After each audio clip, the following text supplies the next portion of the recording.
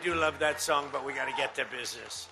I love that song, but I want to thank you all. You're special, special people. And I want to just say that, I announced I was coming over here, and I said, I love those Republicans, and I meant it. I said, except for maybe a couple I don't love. But the people in this room, I don't know if those couple are here. I don't know. I don't care if they're here or not. But we love you, and you've done an amazing job. You love the country. You're doing what's right for the country. And I want to wish everybody a Happy New Year, the most successful House Republican majority in decades. And we did it with not a big majority, right? That was not a big majority, but it's a unified majority, and it's people that know what it takes to make America great again. So together we had 12 months of unprecedented success in 2025, and now we're going to make history and break records with the epic midterm victory that we're going to pull off. It just doesn't seem to happen for people that win the presidency.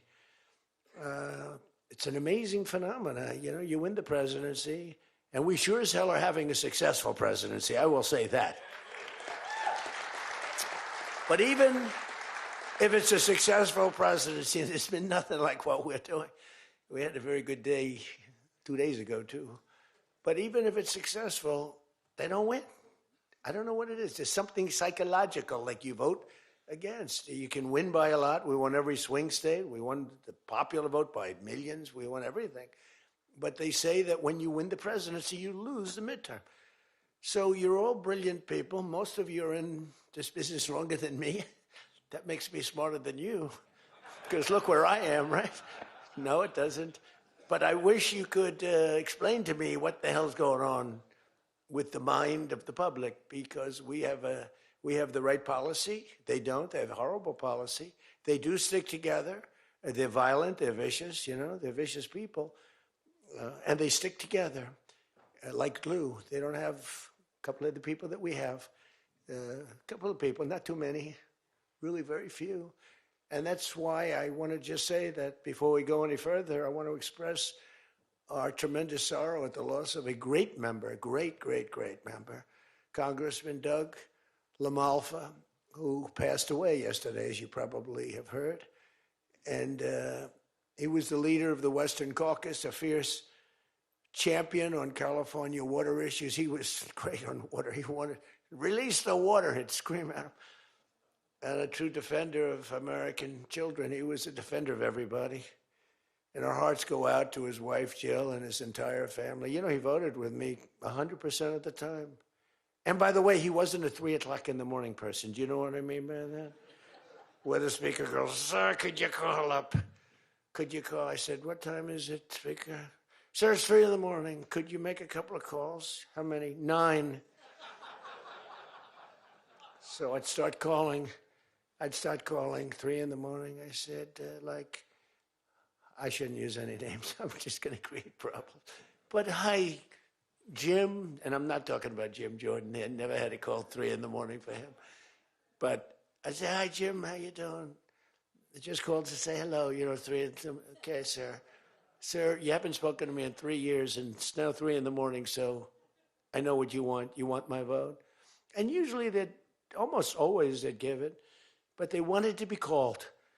And with Doug, I never had a call. He was with us right from the beginning. I love those guys. I must say I probably love them the best, the guys that I don't have to call. They know we're doing the right thing. I have a couple that are going to be with us all the way, but they just want the call. They want love. They need love. They're more insecure than most of you. It's true. No, most of you are secure people. You're all laughing. No, most of you are secure people. I had a couple say, look, I could have Trump call me all the time. I just have to break his ass a little bit. And he'll be calling. But I appreciate those. We actually had a little party. We opened up a beautiful section of the White House in the Rose Garden, and we had a party for all of those people that I never speak to and vote for me. And, I spoke to Doug, but I didn't speak to him about, never had a problem. And I was really saddened by his passing and was thinking about not even doing the speech in his honor. But then I decided that I have to do it in his honor. I'll do it in his honor because he would have wanted it that way. He would have wanted it that way. He would have said, do that speech. Are you kidding me? Do the speech, big guy. But he was a fantastic person. Man, that was a quick one. I don't know quite yet what happened, but boy, it's a tough one. He was just with us. He was our friend, all of us, every one of us. And I also want to send our best wishes to Congressman Jim Baird and his wife, who are recovering from a car accident. They're going to be okay, but they had a pretty bad accident. And we're praying that they get out of that hospital very quickly. He's going to be fine. She's going to be fine, but it was a bad accident. And I want to thank the man who has been central to so many of our triumphs. He really has been. He's the guy that would call me to make those calls all the time. He's always working. And he's a nice person. You know, he's a high quality person. But I want to tell you, he's a very tough cookie. I've seen both sides. Not often do I have to see the other side, because he's just, by nature, he's a very fine, religious. I like that. He's a religious person. I like that. I like religious people. It usually means they're more honest. Sometimes it doesn't happen that way. I've had some real religious ones that did numbers on me, and I said, I'm going to get them someday. They got me by surprise, but it's usually good, okay, right? And his name is Mike Johnson, Speaker Mike Johnson.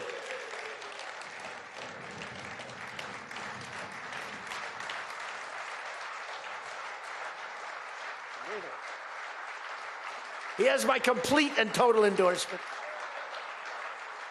Stand up, Speaker.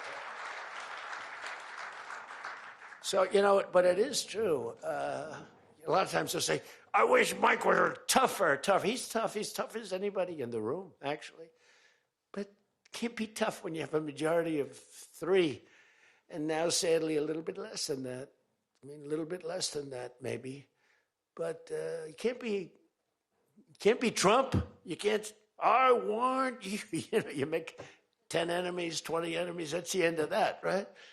Everybody loves him. I would say there's one person he's given up on. I mean, I think he just gave up on this guy. He's so bad. He never votes for us. But no matter how good, he won't vote for us. There's a sickness there. You know, there's something wrong. You can have the greatest bill, the greatest for the country. Forget about for Republicans. Great, great, great for the country. I'm a no vote. We don't even bother calling him at 3 in the morning, do we? Huh? But I want to thank another guy who's as tough as they come, because he went through something that none of us have gone through. I went through a little shot, but I get that throbbing feeling every once in a while. But what he went through was incredible. And that Steve Scalise, he got hit hard. Where's Steve? Steve.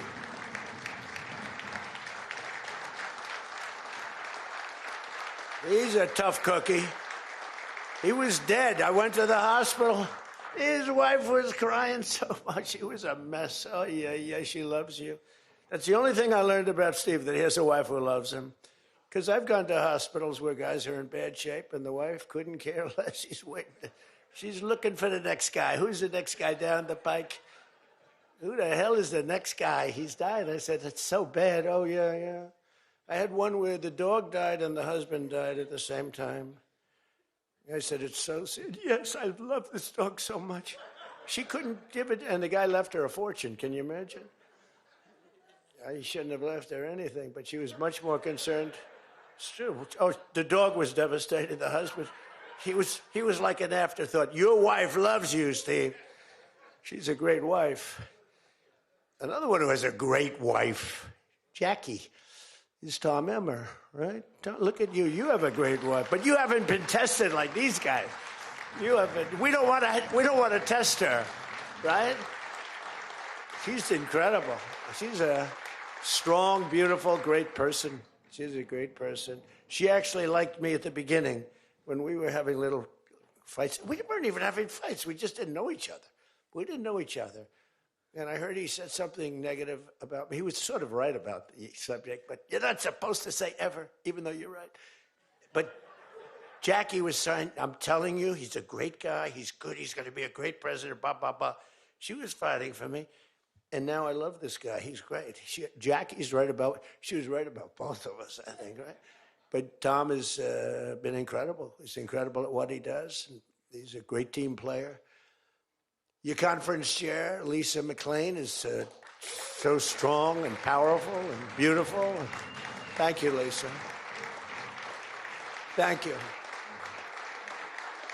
Thank you. And I think their broadcast, we said we don't care if the press comes or not. So when I say that, that means that they're broadcasting all this, and I'm letting my feelings out because it's true. I feel that way about so many people in the room. I could say it about many of the people in the room. Some I don't know as well, but many of the people in the room. They're incredible people. You're incredible what you're doing. We also have another one, Richard Hudson, Chairman, NRCC. Richard's always in there. Always with a smile. No matter what's happening, Richard. He always has a smile. He's just a positive guy, smart and positive. Thank you, Richard. Really appreciate it. You do a great job. Republican Policy Committee Chairman, Kevin Hern. Kevin, where are you, Kevin? Thank you, Kevin. Thank you. Did a great job. Every one of you got to be proud of yourselves.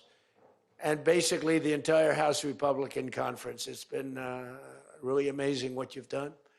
And we're going to give you some ammunition today. I said, I'd love to make a speech. The Speaker asked me, would you make a speech? I said, sure. You think Biden would do that? Would you make a speech? What? First of all, people wouldn't ask him to make a speech because it never worked out well, right? Could never find the exits. You finish, look, stare here, stare there, stare here. You could jump off the front if you had to. No matter what he did, he got himself into trouble.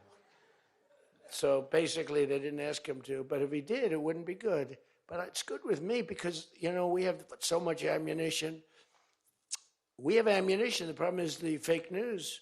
That's why I like being on. I'd much rather do live television than do non-live because, when they say, as an example in my speech, peacefully and patriotically to the Capitol, peacefully and patriotically. Do you know that the Unselect Committee didn't report it, that I said those words? Do you know that the news never reported the words walk or march peacefully and patriotically to the Capitol? Do you know they never reported it? It's a scandal. The Unselect Committee never reported that. They never reported that Nancy Pelosi was offered 10,000 soldiers, National Guard soldiers, whatever you want. No, I don't want them. And the mayor.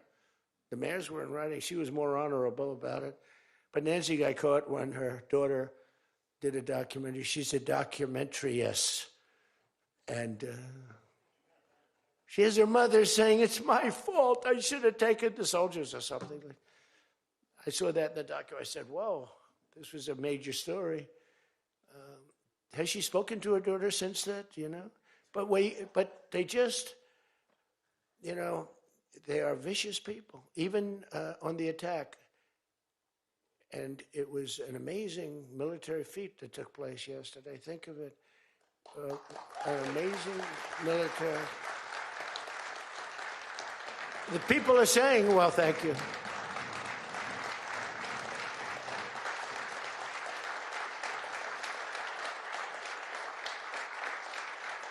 People are saying it goes down with one of the most incredible. It was so complex, 152 airplanes, many. Talk about boots on the ground. We had a lot of boots on the ground. But it was amazing. And think of it, nobody was killed. And on the other side, a lot of people were killed. Unfortunately, I say that, soldiers.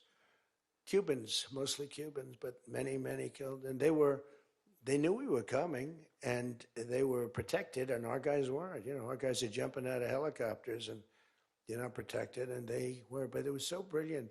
The electricity for almost the entire country was, boom, turned off. That's when they knew there was a problem. There was no electricity. Caracas said, there's no electricity. It's not the only people with lights were the people that had candles. It was just off. So we sort of got them a little by surprise. But It was brilliant tactically. It was an incredible thing. But I watched where Schumer, he's such a bad guy. I mean, I've known the guy for a long time, and he's such a bad guy. You know, at some point they should say, you know, you did a great job. Thank you. Congratulations. Wouldn't it be good? I would say that if they did a good job. Their philosophies are so different. But if they did a good job, I'd be happy for the country. They've been after this guy for years and years and years. And, you know, he's a violent guy. He gets up there and he tries to imitate my dance a little bit. But he's a violent guy. And he's killed millions of people. He's tortured. They have a torture chamber in the middle of Caracas that they're closing up. But he's tortured people. And now what they do, the radical left, they actually have people, and it's hard to get them. They're all paid people. Most of these people are paid. You know they're paid when they have brand new, beautiful printed signs by like the highest quality printer. And you have a woman, free Maduro. And the sign is before we even did the attack. You know, free Maduro. Why do you want him freed? I don't know, but he should be free. Oh, she reads the sign. What does that say? It says free. Well, that's what I believe. And you know, you see the sign. It's like, Lisa, we should all have quality signage like that. The one thing I want their sign maker. The guy is great. He does beautiful signage. You know, the old days was better when they used to write out their own sign, wasn't it? They'd make a sign in the basement. They'd have an old broken board holding up a sign, and it's made with a magic marker, sloppy as hell, and it meant something. But today, when you have that yellow and black, they should use different colors a little bit. But the yellow is a beautiful shade of yellow. No, I want to find out who that is. I want him to work for the Republican campaign. He's much better than our guy, whoever the guy is. But the United States proved once again that we have the most powerful, most lethal, most sophisticated, and most fearsome. It's a fearsome military on planet Earth, and it's not even close. You know, I've been saying it for a long time. Nobody can take us. Nobody. We don't want to have it. We don't have a discussion, but you read all and you see everything else. Nobody could have done that. Nobody has our weapons. Nobody has the quality of our weapons. The problem is we don't produce them fast enough. We're going to start producing them much faster. We're going to be very tough on the companies. We have the best weapons in the world, but it takes too long to get them, including allies. When allies want to buy them, they have to wait 4 years for a plane, 5 years for a helicopter. We're not letting that happen anymore. We're telling our defense contractors, you're going to start building faster. You know, guy makes... I have a big problem with it. I'm the king. I have sold more Boeings than any human being on earth. They gave me an award, Salesman of the Year. I said, what about Salesman of the in the history of Boeing?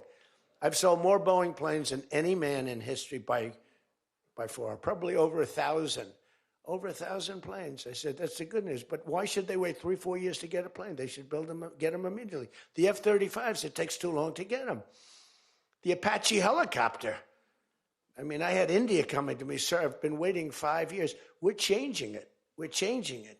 India ordered 68 Apaches, and Prime Minister Modi came to see me. Sir, may I see you, please? Yes. I have a very good relationship with him. He's not that happy with me because, you know, they're paying a lot of tariffs now because they're not doing the oil, but they are. They've now reduced it very substantially, as you know, from Russia. We're getting rich because of tariffs, by the way. I hope everyone understands that. They hate to report. We're going to have over $650 billion poured into our country or coming in shortly because of tariffs. You know, they're finding all of these pockets of money. A couple of weeks ago, sir, we're off by $39 billion. Oh, is that good or bad? Meaning, do we have it or are we short of it? Sir, it's $39 billion that we can't account for. That means we have an extra 39. Yes, sir. I said, well, what are you saying? We just don't know where it came from. I said, check the tariff shelf. Sir, that tariff doesn't start until September. He said, no. It started about a month and a half ago. Check it. Comes back 25 minutes later. Sir, you were right. It came from tariffs. This never happened to us before, where we find plus 39 billion, not million, plus 39 billion. They were missing. We've taken in $650 billion or shortcoming, and that's because I'm being nice. If I want to be, and we have national security because of tariffs. And frankly, we have a big Supreme Court case. I hope they do what's good for our country. I hope they do the right thing. The president has to be able to wheel and deal with tariffs. Now, if you have the right president, it's good. You have the wrong president, if you have the wrong president, nothing's good. Tariffs are the least of your problems. We found that out for 4 years. We had the worst president, did the worst job. They had the worst policy. We have to even run against these people. Now, I won't say cancel the election. They should cancel the election because the fake news will say, he wants the elections canceled. He's a dictator. They always call me a dictator. Nobody's worse than Obama and the people that surrounded Biden. Not Biden. I don't think it was Biden. He didn't know what the hell was going on, okay? The election was rigged. He had no idea what happened. He still doesn't. The auto pen. And by the way, you ought to make a big deal out of the auto pen. The auto pen was your president because most of the things were signed by auto pen. And you're not allowed to do that. I signed very little. Now I just sign everything because it's just so crazy. But, like I had the other day, we elevated a general to 4 stars. I think you should sign that. That's a big deal. A general did a great job, was elevated to 4 stars. And I had the gentleman, and I signed it in front of him, held it up. You got to sign that. You can't give it to an auto pen. And you can always tell an auto pen. One thing, it has 2 little tiny dots. You know that? 2 little dots. You know what that's from? 2 pins. They go bing, bing. They're wonderful things. But you got to sign it. And the law is you have to sign it. If somebody's, telling the auto pen person, he has to be authorized by the president of the United States. Well, he wasn't. The guy barely knew the president. How many times did you speak to the president, right? He said 2.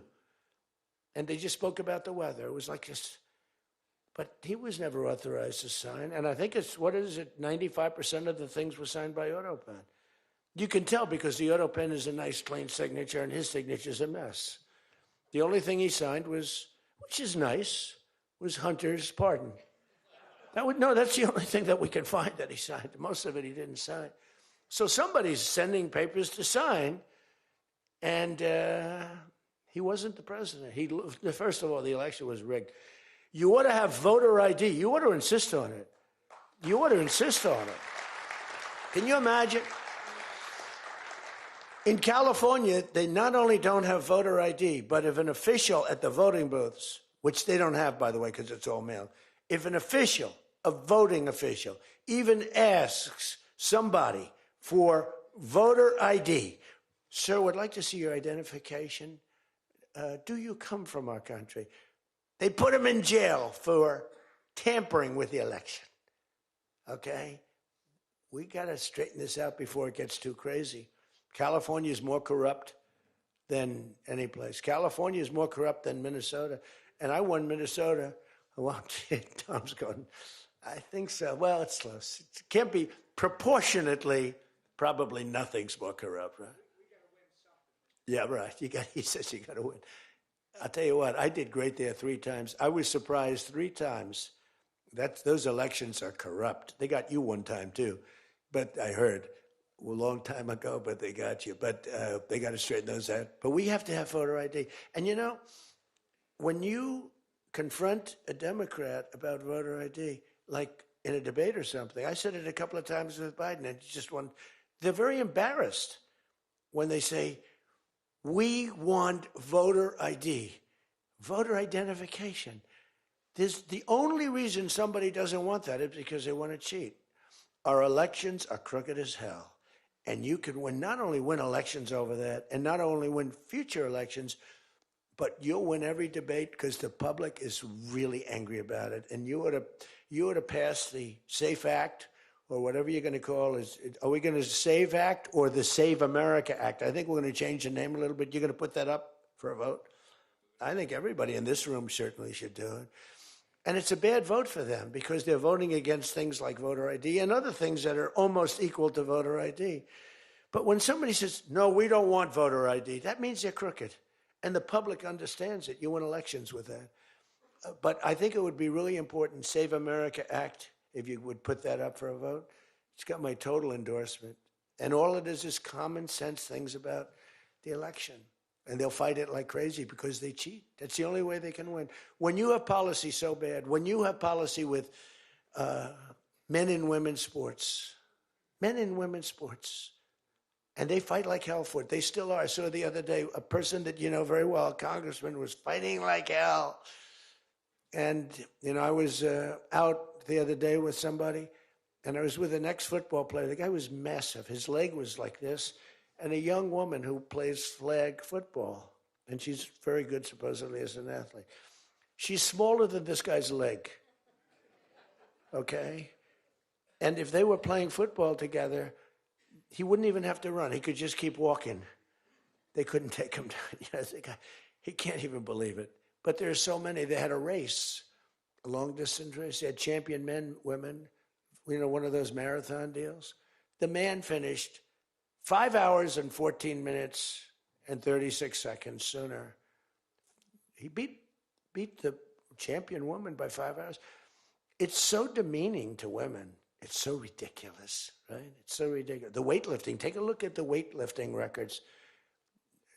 One record stood for 18 years, and it was broken by 112 pounds. They couldn't get 1/8 of an ounce, you know? They'd put an 1/8 of an ounce on. And she's going to break the record for her mom, who's sitting in the front with her father. I'm going to break it. And she's out there. We're adding 1/8 of an ounce to each side. This record has stood, ladies and gentlemen, for 18 years. But she's going to do it. She's looking to get into the Olympics, right? And she gets up, and they put a little tiny thing like this, little thing.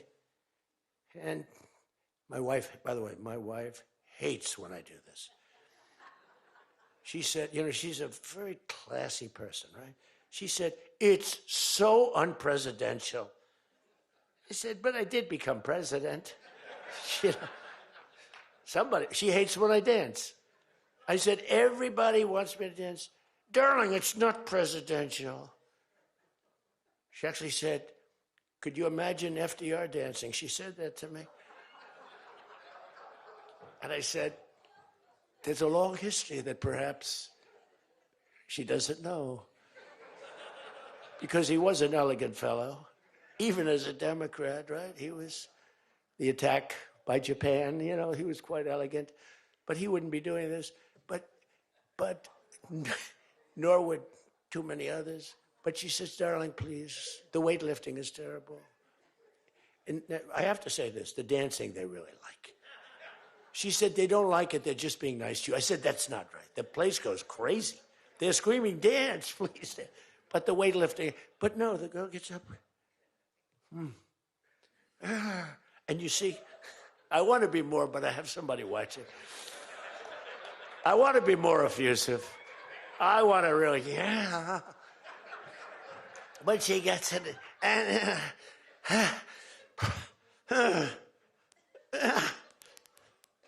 drops the thing, walks off the stage crying. Her mother's crying, her father's crying. Guy gets up.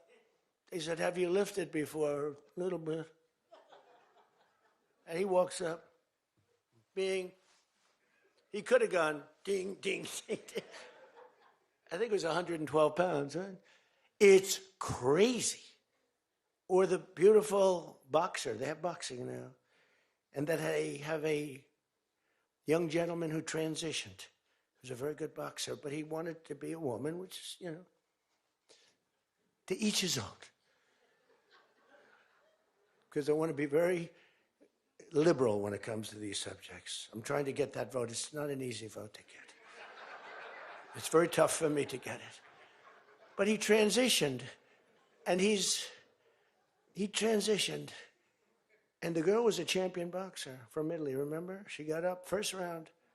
He hit her, boom, with a left. A left, for those, everybody here knows about, but a left, Lisa knows better than anybody, but a left is defense. He goes, boom. She's like, oh my, she walked to the corner, remember?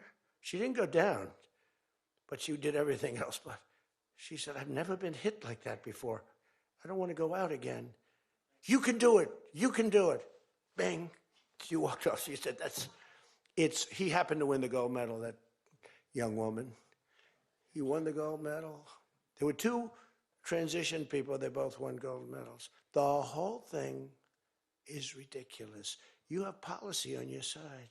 They don't have policy on your side. Right? You have policy. And I saw this guy fighting like hell. The swimming record's just ridiculous when you look at the swimming, any records.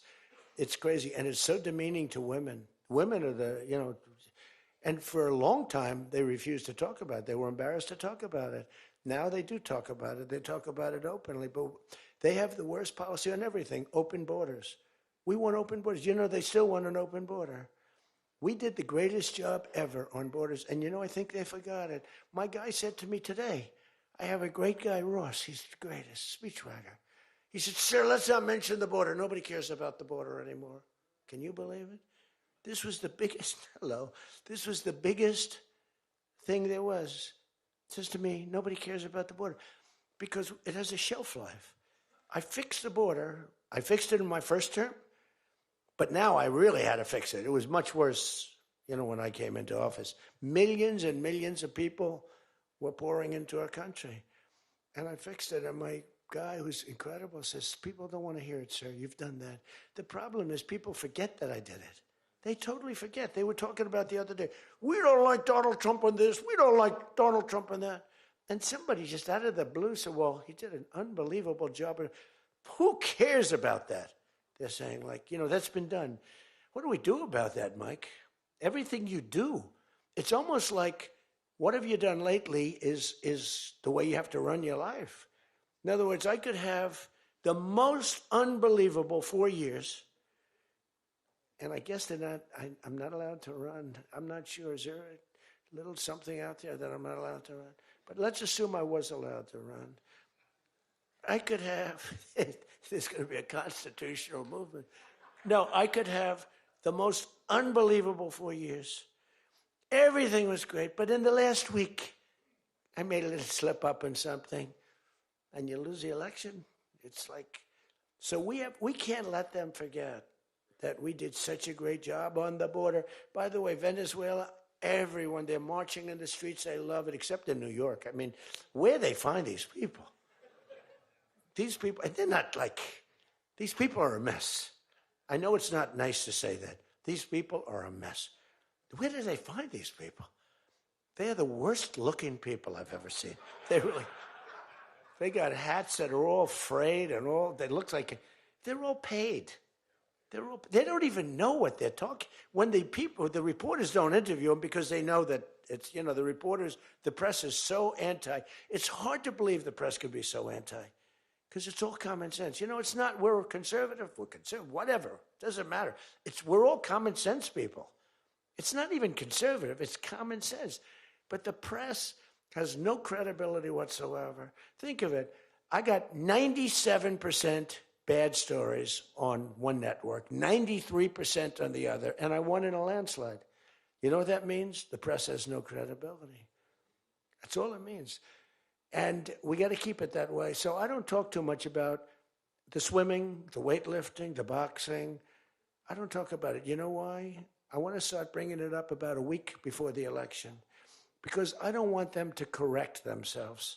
I don't want them to say, we've decided that we don't want to have men playing in women's sports. That'd be a devastating blow for us.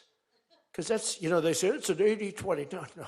It's about a 98-2 issue. We've decided that we will not have open borders where the entire world, from the Congo, prisons from the Congo, these are extraordinarily tough people. These are people that make our motorcycle gangs look like fine young men. Okay? Our motorcycle gangs are wonderful people by comparison. No, they come in from prisons in the Congo. They come in from prisons from all over the world, but in particular Venezuela, Tren de Aragua. Tren de Aragua comes in, and Tren de Aragua, they say it's the worst gang in the world. It makes our gangs look like little sweethearts. It makes our gangs, you want to take them out to dinner, they're so nice. They cut off the fingers of people. One guy makes a phone call in Colorado. The governor stinks in Colorado. He's no control. So Tren de Aragua, they don't want to do anything about it. So ICE has to go in and take them out because the governor doesn't want to do anything. But they make a phone call. They've taken over my building. The landlord's calling. They took over his building. So the governor doesn't want to do anything. But he calls the police, the guy.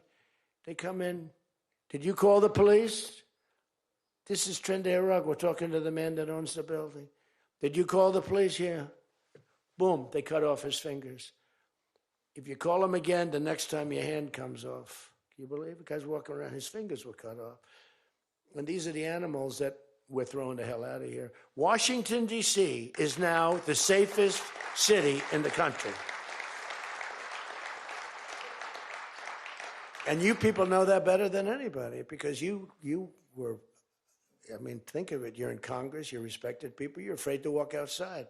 Washington, D.C. Now, we had a terror attack 4 weeks ago, and one person's looking down from heaven, and the other one is actually recuperating and going to make it, I think, but really badly hurt, really badly hurt. Most positive mother I've ever. No, my son's going to be fine, sir.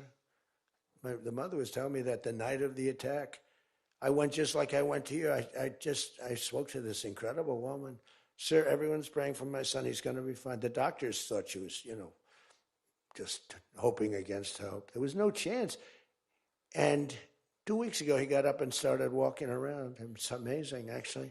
So maybe some really bad. It looks like he could be okay. He's going to have pretty bad after effects. But that was a terrorist attack on people that are doing a great job. And it could have been anywhere. But we haven't had a murder. We would have, on average, 2 murders a week in Washington. I don't even like talking about it. Two murders a week in Washington, D.C. We haven't had one in 7 months. People can walk out now. You can walk down with your wife down to the restaurants, which are booming, by the way. I mean, if you go back to before I got in, and we did a pretty good job 4 years ago, but it was never this, in my first term. So when we were during the first term, we were pretty good, but it wasn't like that big of an issue. It became a big issue because people were being mugged all over the place. We had a couple of people working in the White House that were killed. We had one guy waiting for his wife in a car. They said, "Get out of your car." He said, "Well, I'm waiting for my wife." They blew his head off. The wife is walking up to the car. Animals. And then they get angry when I say, they're animals. Nancy Pelosi, they're not animals, they're human beings. No, they're not. This is another thing. That's a 98-2 issue also. No, they're animals, and we've taken them out. We've took out over 2,000 people, brought them back to their countries from where they came, or they're in prison now in Washington. Because it's not just like, you have to take the bad ones out. 2%, 3% of the population causes 90% of the crime. Think of it. 2% of the population in Washington, D.C. causes 90% of the crime. So when you get rid of the 2%, we took out over 2,000 people, got them out of the country or in prison. Some were so bad that we didn't want to send them back to their countries because they'll come back in, even though it's hard now, but they're pretty smart.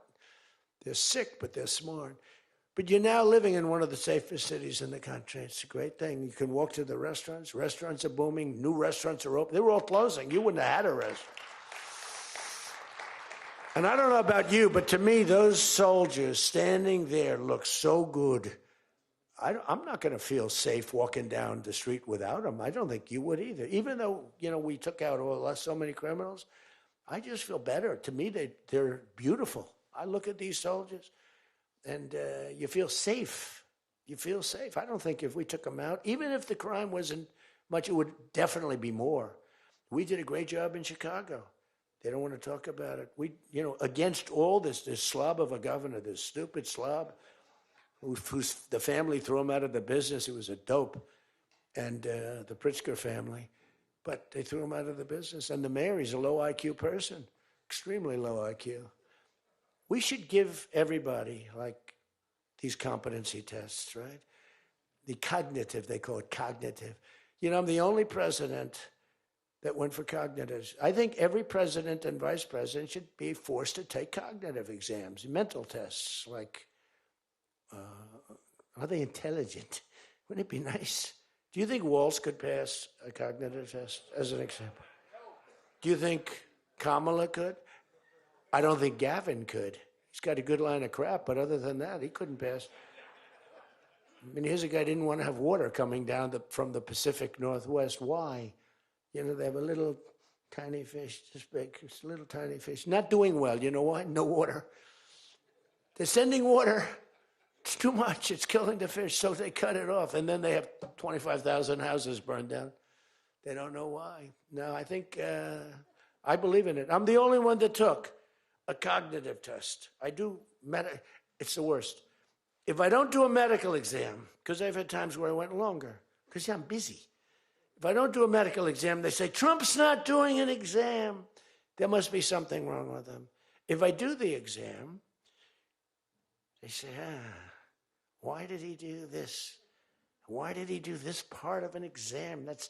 He did too much. There's something wrong with him. Do you remember there was a period, Mike, where I had 32 days in a row, I did one press conference, 2, 3, sometimes 4. I do them behind the desk. I don't even just do it. I do press conferences, but I do many press conferences. So in 32 days, and then one day, just one day. This is 32 days in a row. Must be some kind of a crazy record.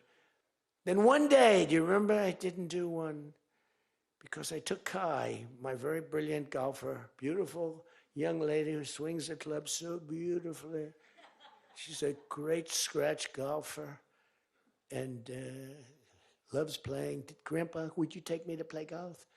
So I ran, I play golf in like record. I play speed golf. It's better that way. You know the expression? Miss it quick. No, I play speed golf, but I'm a good golfer. Everybody knows. Anybody that I've beaten in this group. But I love to play golf, but I don't get to play much. But I took off 2 hours, and the press couldn't find me. But they knew I was there because they follow me. And I was getting, are you okay? Guys are calling me up. Some of the guys in this room. Sir, are you okay? Yeah, what's the problem? There's a report, sir, that you're no longer with us. Remember that? No. The report was that I don't want to use the D word. It's such a horrible word. Dead. I don't like. There's a report, sir, that you're no longer with us. I said, well, I just hit a 280-yard drive. This isn't bad. And, it's one of and it took me a couple of weeks to get that one straightened out. The new one is they did a report in the fake news New York Times where I worked this day from early in the morning till late in the evening, but we don't give out a full schedule. It's like who the hell wants to give out a schedule to these people? But it's all work. And this, in particular, this day was brutal. I never got to leave the seat. You couldn't do anything. It was just one after another after another. And this went on from early in the morning till late in the evening. And my people gave out a report. He had lunch. They show a report, lunch with somebody. And they did a story. Donald Trump is slowing down. He only had lunch. And then he went back up. And they said, that's malfeasance, whoever did, right? No, it's terrible. I was actually more angry with my people than I was with the New York Times. But they wrote a story. And it takes you a period of time to recover from these hits. And it's almost no matter what you do, but you have to keep a positive eye. But we have a fake press.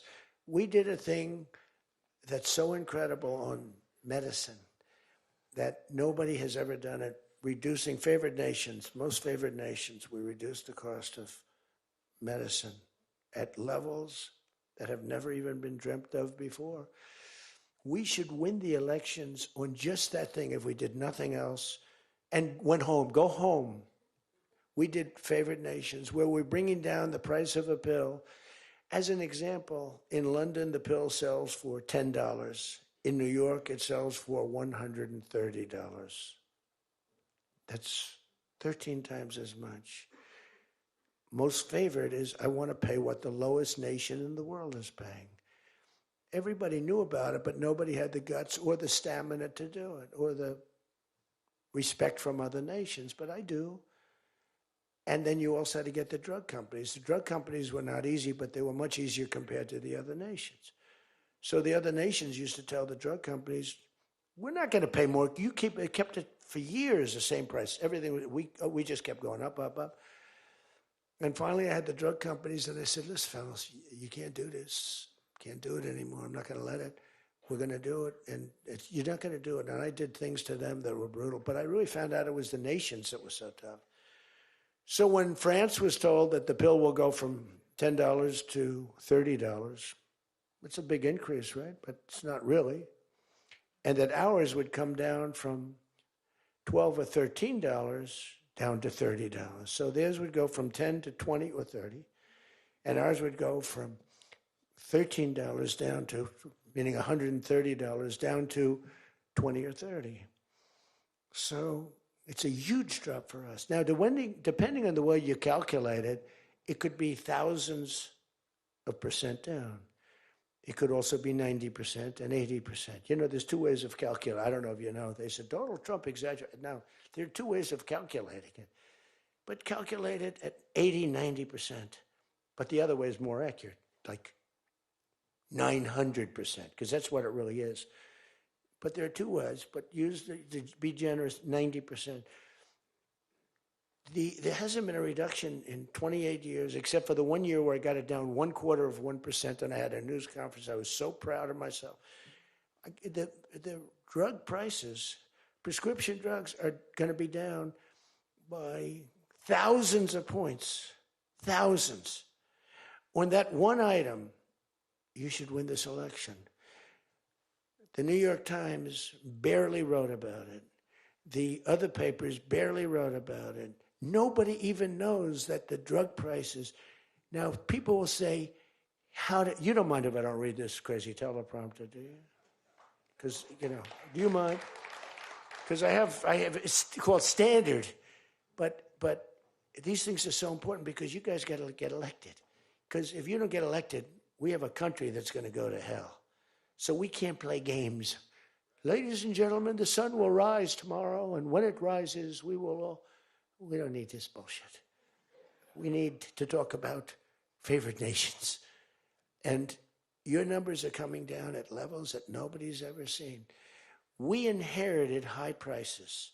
We inherited a mess. We inherited the greatest inflation in history.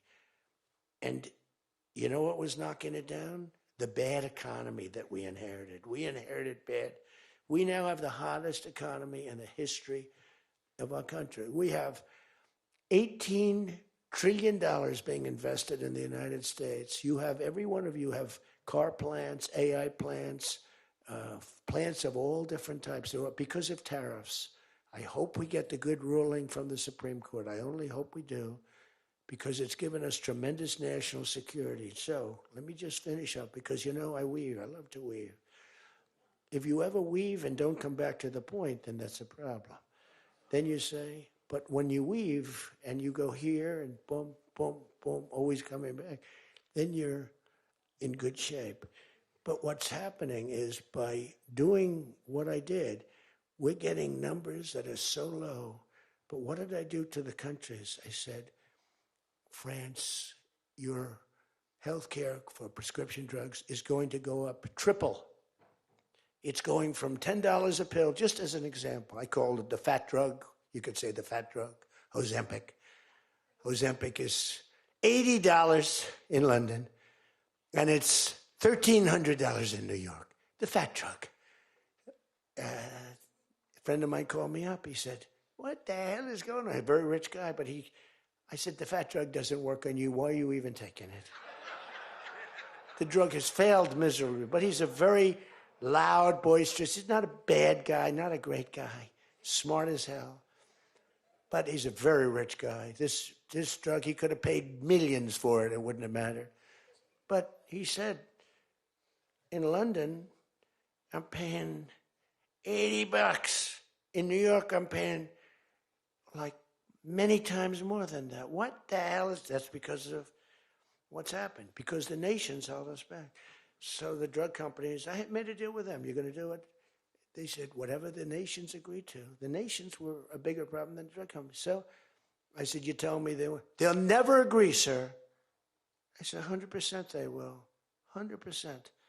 They said, sir, the smartest guy, Eli Lilly, Merck, Pfizer, all genius. They're all making numbers you wouldn't believe.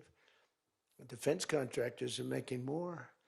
That's why I'm going to say, you're making $45 million a year and you can't produce a frickin' helicopter for 7 years? We're going to talk to them about that. But I said to the France, I called up, as an example, France, just as an example, I like him, he's a nice guy. Emmanuel, you know Emmanuel Macron. I love the French accent. Emmanuel. They said, listen, you're going to have to raise your prices a little bit because we're paying 14 times more than you. That's a lot, right? We're paying numbers. In other words, we're making up for all of this deficit. No, Donald, I will not be able to. Mr. President, please excuse me. Most of the people call me Mr. President, except for people that don't respect me, they call me Donald, which are probably a lot of them too. But they said, no. Putin calls me Mr. President. She calls me Mr. President. Emmanuel goes, no. We will not do that. Yes, you will, Emmanuel, 100%, because I was told they wouldn't do it. And this is, you can take Emmanuel and add up Hans, you can add up Ludwig, you can add every name in the book. It's all the same. The answer is no.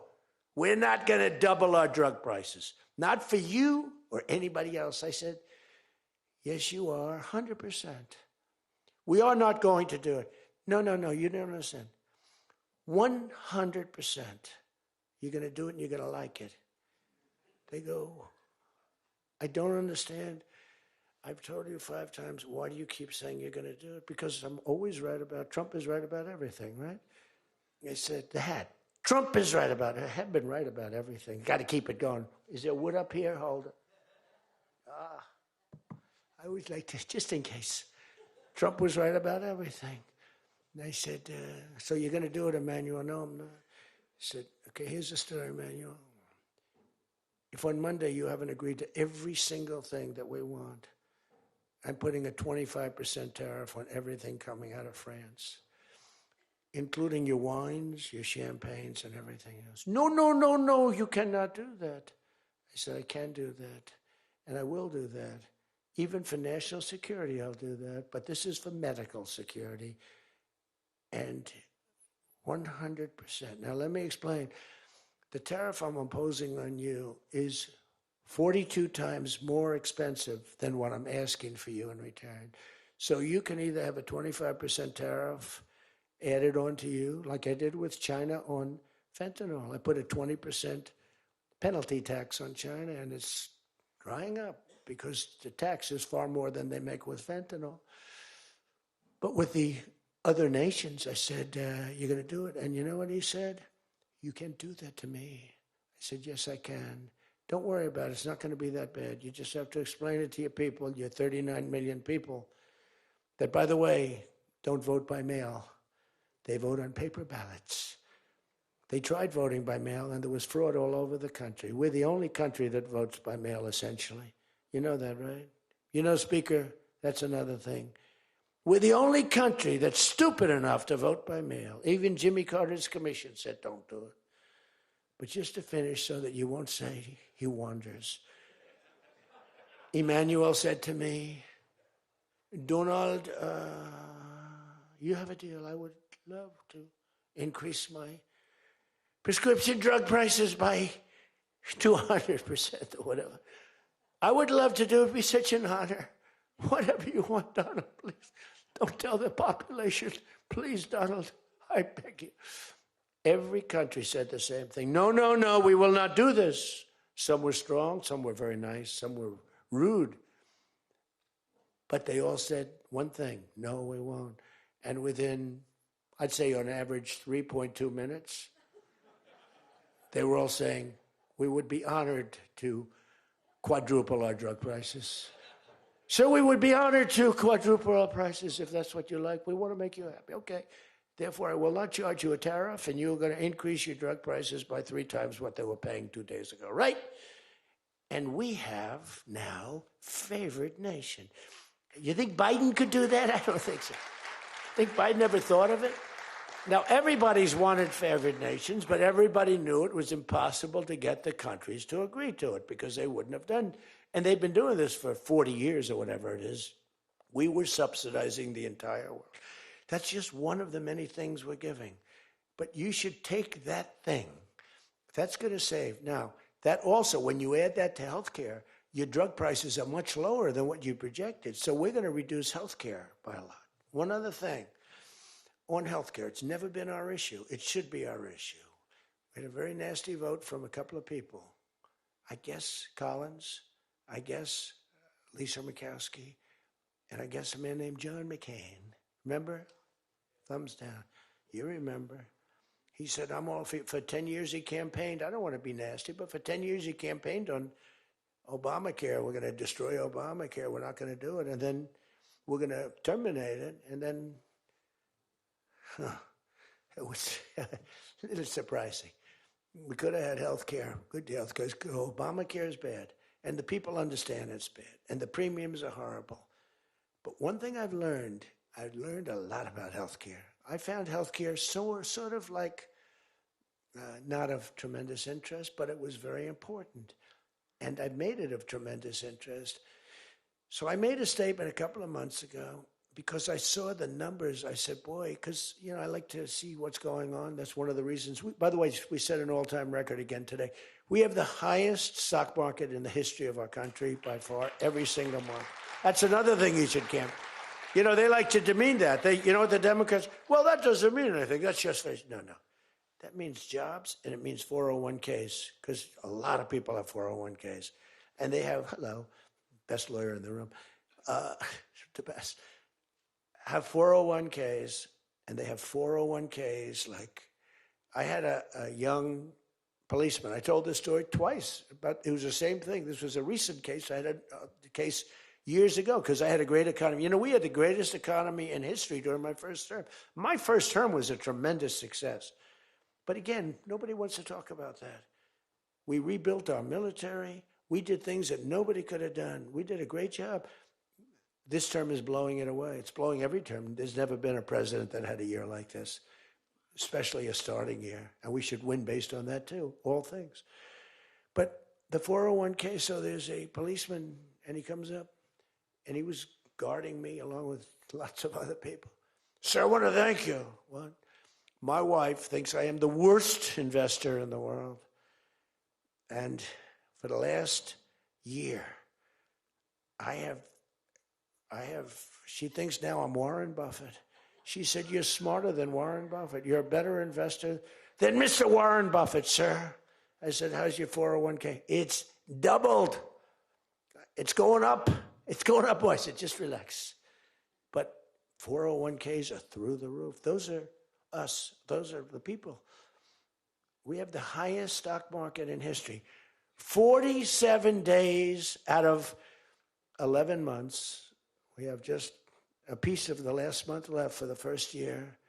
47 days out of 11 months, we hit a new record. Well, we hit one last night. We hit another one today, I understand. But we hit one last night, a new record, brand new record. All exchanges, not just, Dow. Dow was up, but all of them. We have another record, that's the 47th time in 11 months that we've hit an all-time high. And the future, because we have more money coming into our country than any country has ever had by far. The record was about $3 trillion many years ago by China.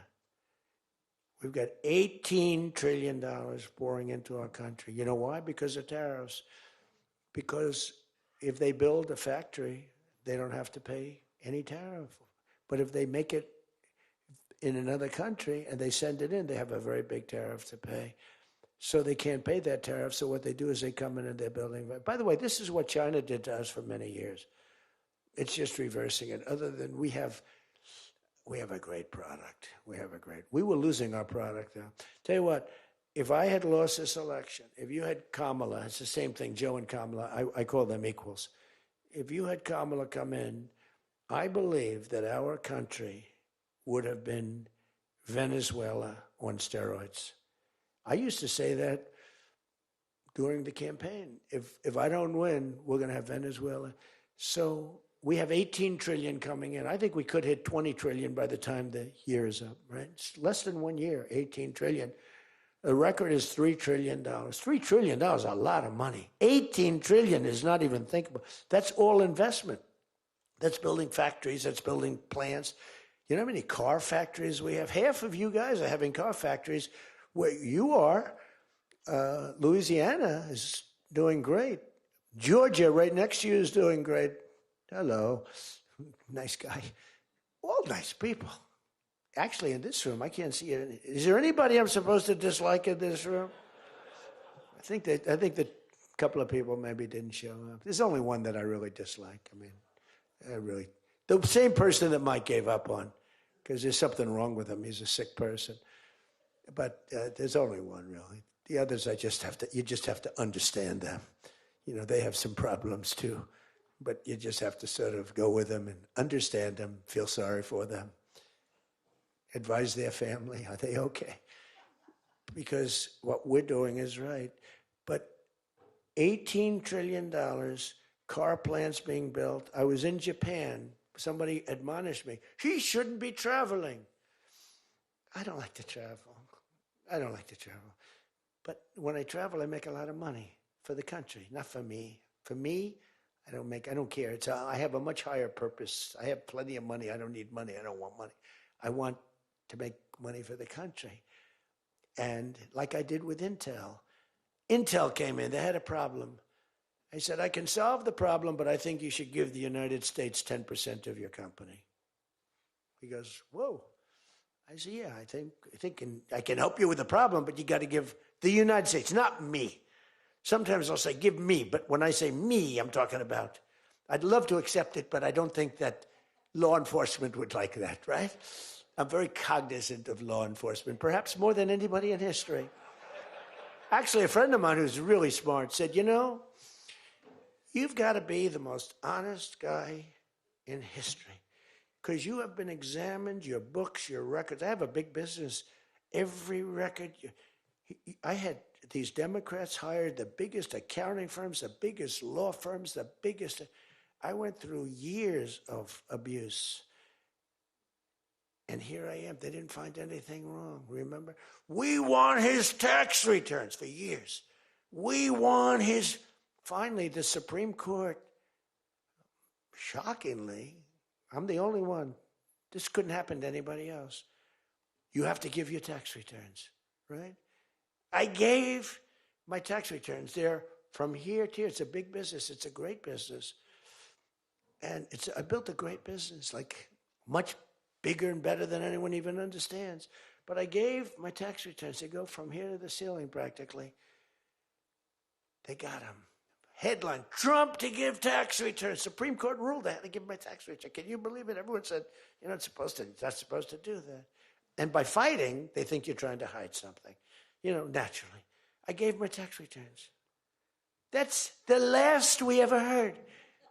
They hired the biggest accounting firm in the world, most powerful lawyers in the world.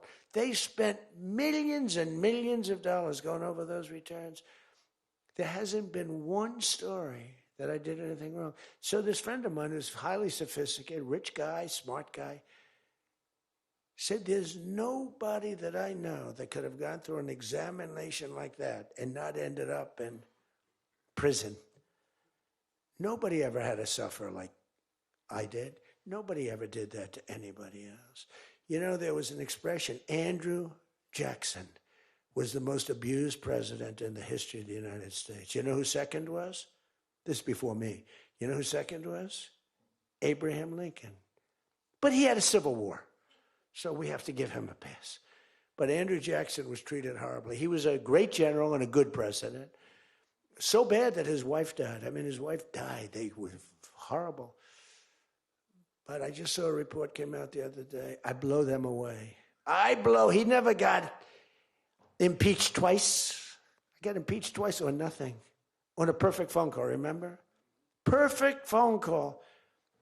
Tim Scott, who's a great guy, great, wonderful guy, South Carolina, straight guy, right? He is a good guy, good person. He's an honest person. He read a transcript. Thank goodness I had a transcript. Essentially, the call was taped because they tape calls. I didn't even know. So was that call taped? Yes, sir. I said, oh, well, bring it down. I don't even know. And we read the transcript. It was perfect. It was so good. I told Ukraine not to cheat. And if you see any cheating, report it to the Attorney General of the United States. That was my call. They said, he was trying to intimidate. All I said is, don't cheat. And we have a signed agreement that Ukraine can't cheat. You know that. It's the only country we have actually signed. They violated the agreement many times, I would tell. You'll find out. I was right about that too. But nobody's gotten cheated. But this guy said to me, for you to have escaped. But the one thing, and I'll just end it, because Jim Jordan back there, world champion wrestler, 128-1. Whatever happened to the one guy? The Russian. He lost. How dare you lose to a Russian? Do you know the more impressive record for Jim? Because I'm a big sports person. I love sports. Jim went to high school. As in high school, he was considered like the top wrestler. But he was undefeated in high school. Now, what that means is that as a freshman, he was beating seniors. Is that true? Were you actually undefeated? Seriously, were you undefeated in high school? That means as a freshman, he had to beat seniors, Steve. Nobody could, because there's such a difference between a freshman and a senior. To me, that's more impressive than anything.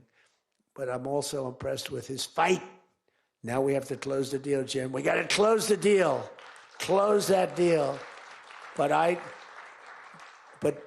I respect. I saw Jim, and the first time I met Jim, I looked at him, and I said, tough-looking guy.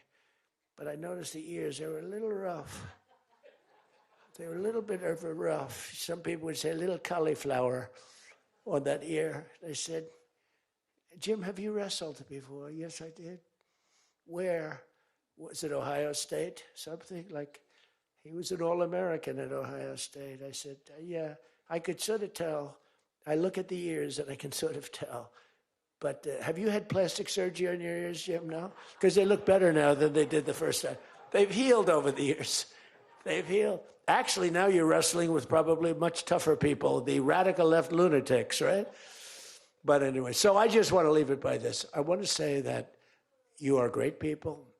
We have all of the policy. We have wonderful, just stay together. We got a few people that make life very difficult.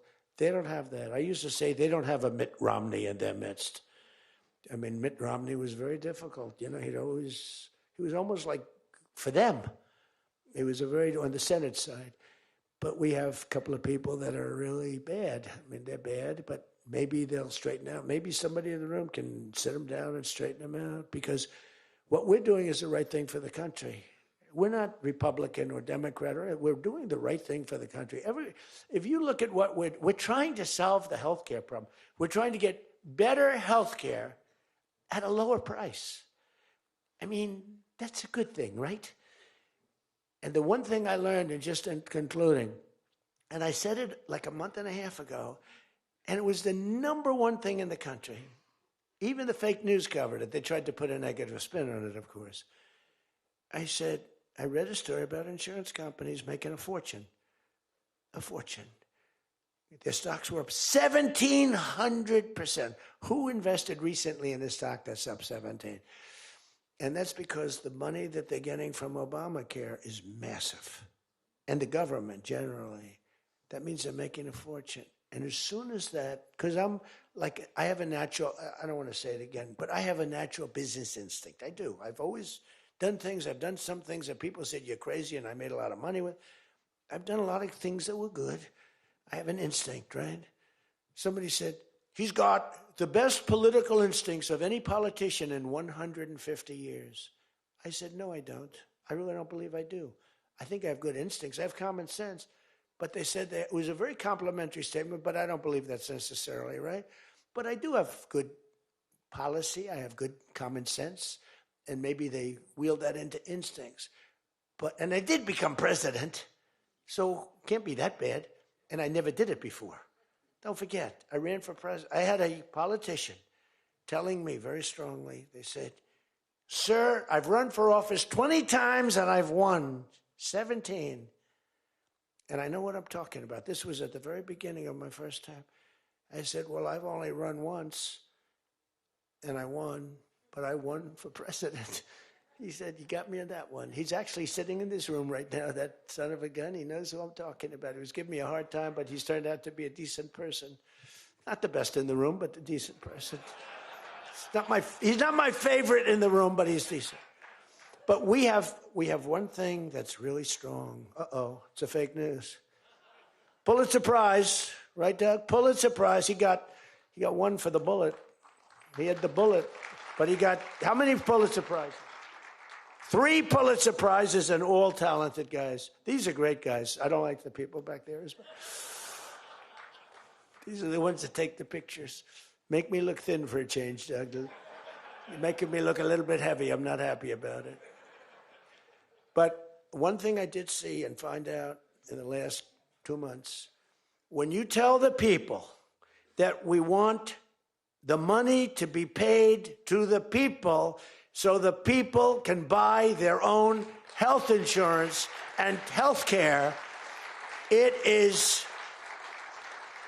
like, and I just said it, and I said it because I read a story on the front page of a certain paper that I don't even mention because it's so stupid paper, it's so bad, it's gone so far off the Wall Street Journal, I don't mention it.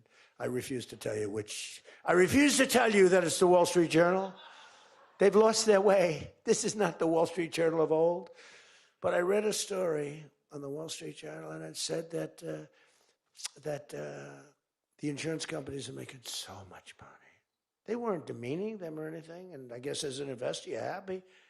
When I read that, I said, wait a minute, they're making that kind of money, and they're making it because of stupid politicians, I hate to say, that we allow them to make it.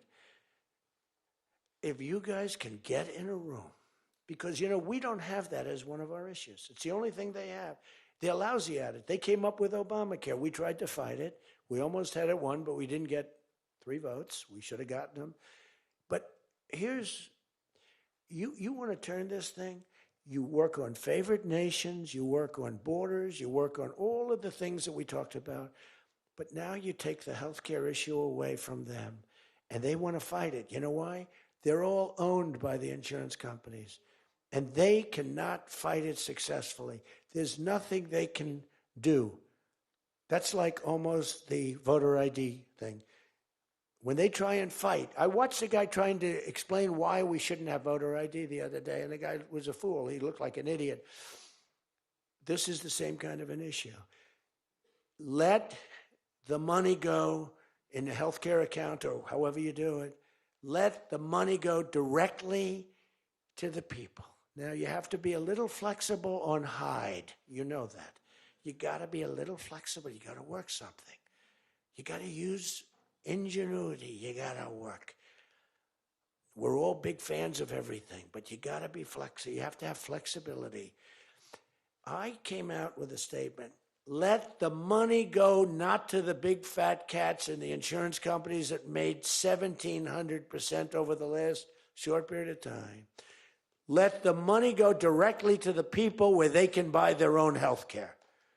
And I'm not sure that I've ever said anything that was more impactful. I say a lot of things and have a lot of good ideas. And this was an idea that, the whole world went crazy. The whole country went crazy. The world went crazy with envy. If you can somehow do that, Mr. Speaker, Tom, all of you, Steve, if you can do that, this is going to be your issue. And the other thing is fertilization. They're trying to hit us on fertilization. They were dead on fertilization when I got a call from a very wonderful young senator from Alabama saying they had just lost a case And the case, I've never been met with such scorn. Friends of hers were just going crazy. And I said, explain the issue to me. And it was on IVF, the fertilization.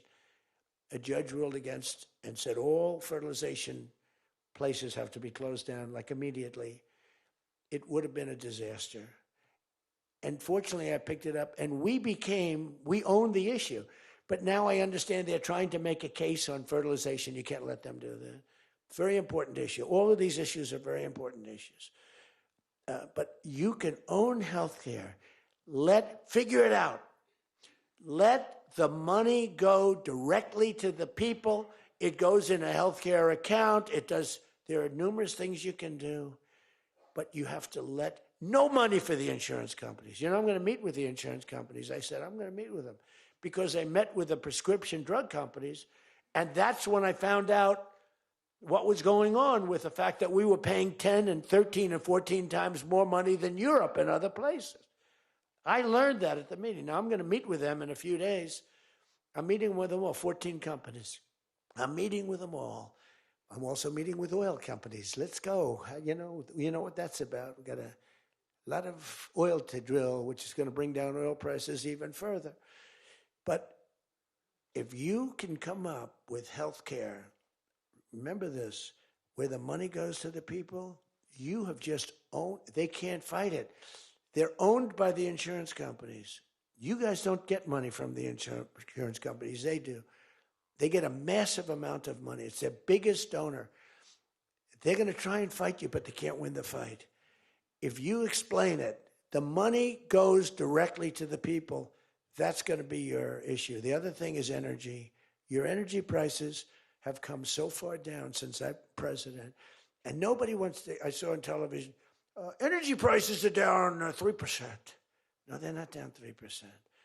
They were $3.50 and $4. It's now $1.99 a gallon in many stations, and it's going down further. And that's like a massive tax cut. And that's the other thing, tax cuts. No tax on tips, no tax on Social Security, no tax on overtime. Now think of this, no tax on tips, no tax for seniors on Social Security, no tax on overtime. You're allowed to deduct if you buy a car and you take out a loan on the car. For the first time ever, middle-income people, all people can deduct, but they never got a deduction before like this. It's only for rich people. They got them. They have so many deductions. You're allowed to deduct the interest against your taxes. Nobody thought it was possible. It's going to be phenomenal for the car companies, but it's even more phenomenal for the people. It's like getting it's like paying half for the car. All of these things, you have so much ammunition. All you have to do is sell it. Taxes. But the one thing they know about the taxes, I call it the great big beautiful bill. I think it's even better. But the great big beautiful bill is just that. There are so many goodies in the bill, you have to get the word out. Because the people in the back of the room won't do it. That's why I love live television. Because they can't, sometimes they'll turn the camera off. But they're embarrassed when they do that. If we're going too strong and doing too well, if the lights go off, you're doing well. If the lights are on, you got yourself a problem, okay? I see that little red light. That light goes on. If that light, that's bad, isn't it? If that light goes off, you know that you're doing a good job because you're fighting the Democrats and you're fighting the fake news. And it's amazing that they can be so stupid. And they don't have credibility anymore, and you can beat them. I mean, it's the old thing that, never fight the news, but you have no choice because it's almost like they become radicalized. But you are fighting the news, but you can beat them. That's why I'm standing here. I mean, I had Kamala. I was beating Joe by 30 points, and then they changed him. That's like a fighter in the ring. He's losing, and they said, let's put somebody else in to take his place. Very unfair. They changed in the middle of the election. They said, he's going to lose, so let's give somebody else. And fortunately, she was just as bad as him. Probably slightly. I don't know. Would you say as bad or worse? Close. Pretty close. But it took 6 weeks. It was a honeymoon period. 6 weeks. Took 6 weeks to find out that she didn't have what it takes. But you got to win the midterms. Because if we don't win the midterms, it's just going to be, I mean, they'll find a reason to impeach me. I'll get impeached. We don't impeach them. You know why? Because they're meaner than we are. We should have impeached Joe Biden for 100 different things. They are mean and smart. But fortunately for you, they have horrible policy. They can be smart as can be. But when they want open borders, when they want, as I said, men and women's sports, when they want transgender for everyone, bring your kids in, we're going to change the sex of your child. Just send them our way. In some cases, like in Minnesota, they don't even tell the parents. Is that right? And nobody believes it when I say it. I think we have 6 states. Nobody, am I correct? Okay, Tom Emmer said yes, so. But it's true. Where the kid comes back, they keep the kid. They operate on the kid. They don't tell the parents. It's not believable. We have great, solid, common sense policy. They have horrendous policy. What they do is they stick together. They never have a no vote. They impeached me. I never knew I was going to be impeached.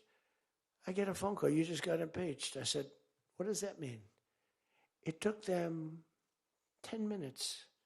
They impeached the president of the United States, who did a damn good job. I rebuilt our military, Space Force. I got everything. I did a lot. They impeached me for nothing, twice for nothing. Fortunately, you were on our side, and we were unanimous. And the second time, the few people in this little group, like Rice and this, they're all gone. Every one of them is gone, except one that we're going to sort of let ride with. Some guy that has a state that you might as well just let him ride. But think of it, everyone's gone. Everyone's gone. It makes me feel so good. I don't want to feel vicious, but I'm so happy that everyone. And they're seriously gone, too. They lost in landslides. This guy named Rice, he lost by 48 points, right? Remember him? Oh, no, there he is. What a job you did, Mr. Fry. Congressman Fry. I looked around for somebody. It's true, this was a good choice. We've made some bad choices, too, because you have to do it. I said, who the hell can run against this guy, Rice?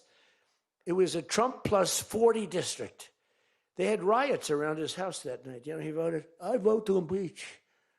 And that night they had riots. So they said, who the hell? Just give me somebody. A warm body. And then, no, it has to be a living, breathing person. And then if I could get a genius, it would be good. And we got a guy who is so good. He's been, I think, are you happy with him?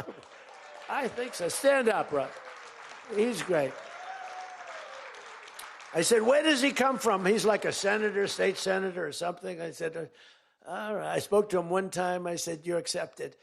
But little did I realize how good he was. You did a great job. You've done a great job, and the people love him. So he has done a great job. I just want to say this. I haven't read one word on this thing. Who the hell else could do this? And I think I gave you something. It's just a roadmap, and it's a roadmap to victory. You have so many good nuggets. You have to use them. If you can sell them, we're going to win, because we've won 2 races in like 50 years. It's, for whatever reason, I don't know why, but just don't fight it. It doesn't make sense. There have been 2, and they were unusual circumstances. So whether it's a Republican or Democrat, whoever wins the presidency, the other party wins the midterm.